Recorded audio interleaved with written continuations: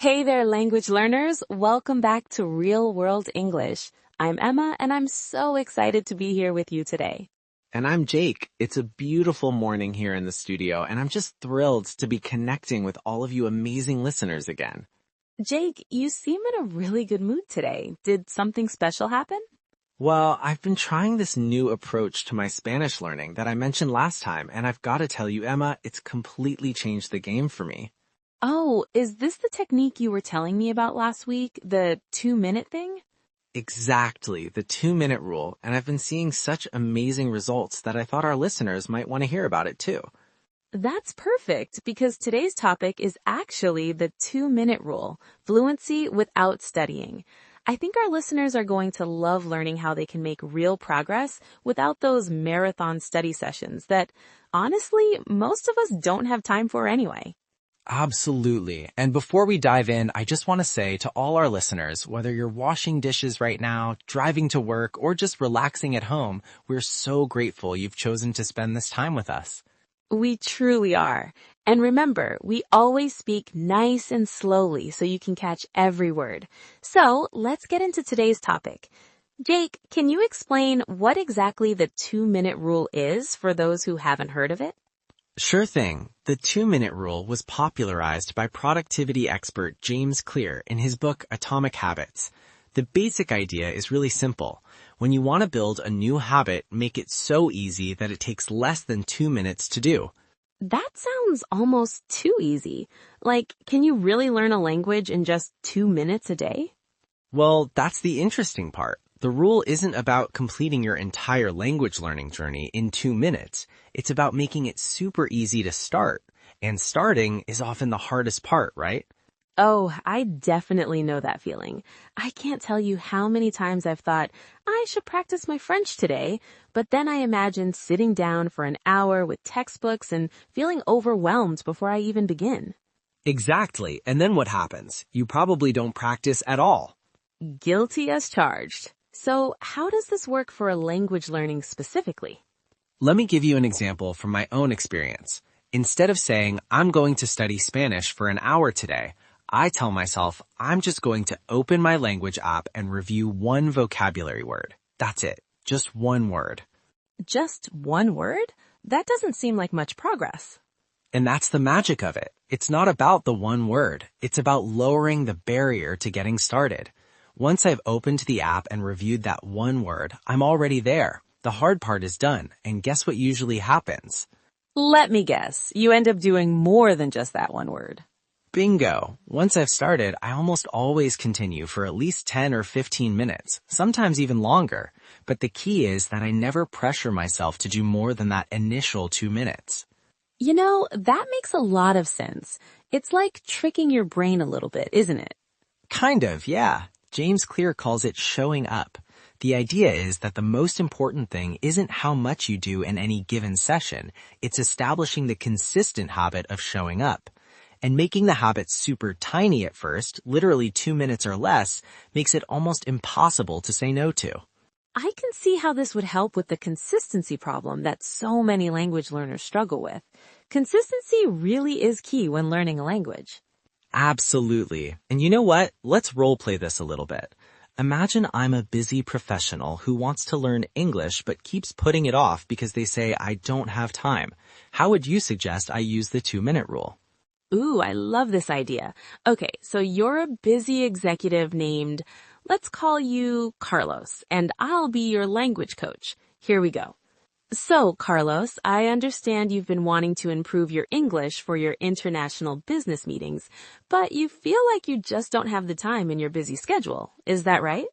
Yes, that's correct. I have meetings all day, then family responsibilities in the evening. By the time I have a free moment, I'm too tired to study English. I completely understand. Many professionals feel the same way. What if I told you you only need to commit to 2 minutes of practice each day? 2 minutes? That seems not enough. How can I learn a language in 2 minutes? Well, Carlos, the goal isn't to become fluent in those 2 minutes. The goal is to build a consistent habit. Could you commit to just opening your English learning app and reviewing one phrase each day? Just one. Well, yes, of course I could do that. Anyone could do that, but what would be the point? The point is that once you've opened the app and done that one small thing, two interesting things happen. First, you've kept your promise to yourself, which builds confidence. Second, since you're already there with the app open, you'll often continue for longer than 2 minutes, but with no pressure to do so.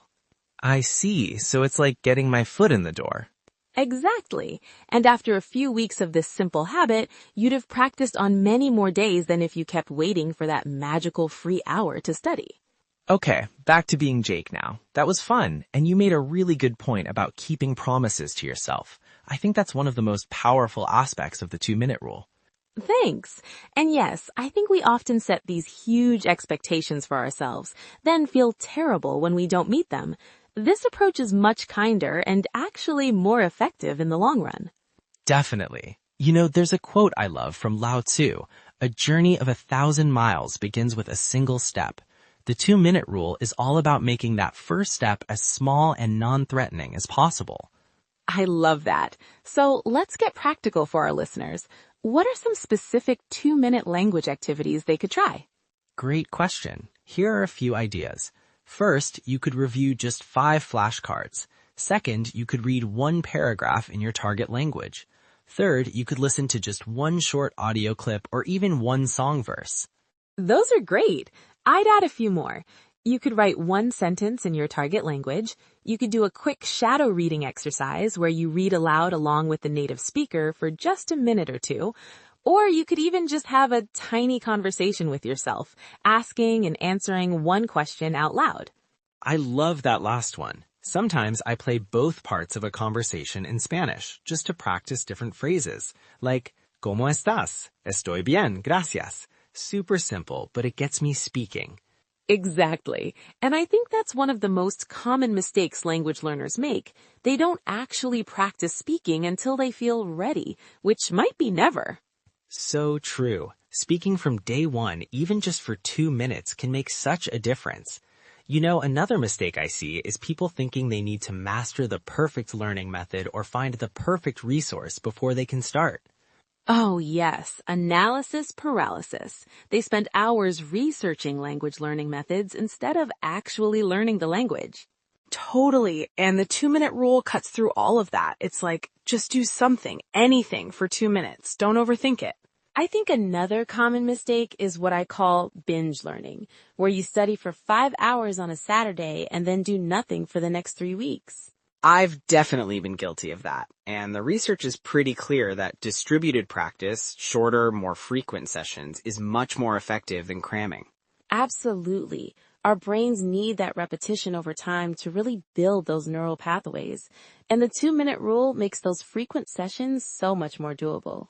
You know, Emma, I've noticed another benefit of the 2-minute rule that we haven't mentioned yet. What's that?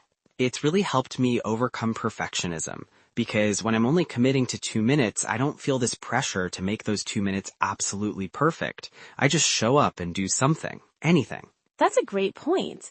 Perfectionism can be such a progress killer with language learning. People don't want to speak until they can speak perfectly, which obviously never happens. Exactly. The 2-minute rule gives you permission to be a beginner, to be imperfect, because hey, it's just 2 minutes. I think that's really powerful. And it reminds me of something I wanted to share with our listeners, a personal experience I had with the 2-minute rule. I'd love to hear it. So last year, I was trying to improve my French pronunciation, which has always been challenging for me. I decided to try the 2-minute rule. Just record myself saying 1 French phrase and listen back to it. Just 1 phrase every day. And how did that go? It was amazing. First of all, I actually did it almost every day, which was a huge improvement over my previous sporadic practice. And second, I could really hear my pronunciation improving over time. Plus, like you said, I often ended up practicing for much longer than 2 minutes once I got started. That's awesome. And it illustrates another important point. The 2-minute rule works best when you're really specific about what tiny action you're going to take. Yes, not just practice French, but record myself saying 1 specific French phrase. Exactly. The more specific, the better. It removes all the decision fatigue that can come with vague goals. We should probably mention that while the 2-minute rule is great for getting started, at some point you will need to put in more time if you want to reach higher levels of fluency. But the beauty is that by then you've already established the habit. Absolutely. It's like training wheels for your language learning habit. Once the habit is stable, you can gradually increase the time if you want to. But even if you don't, those consistent 2-minute sessions will add up to significant progress over time. That's such an important point. A little bit every day really does add up. It's much better than waiting for that mythical free weekend to study that probably won't ever come. Or if it does come, you might be too burnt out to actually use it for language learning. Exactly. So to sum up what we've talked about today, the 2-minute rule is about making your language learning habit so easy to start that you can't say no to it. It helps overcome procrastination, builds consistency, and often leads to longer sessions naturally without the pressure. The key is being specific about your 2-minute action and focusing on simply showing up rather than achieving perfection. And even though 2 minutes might seem too short to make progress, those small sessions add up over time and are actually more effective than occasional long cramming sessions. Well, our session today has been quite a bit longer than 2 minutes, but we hope it's given you a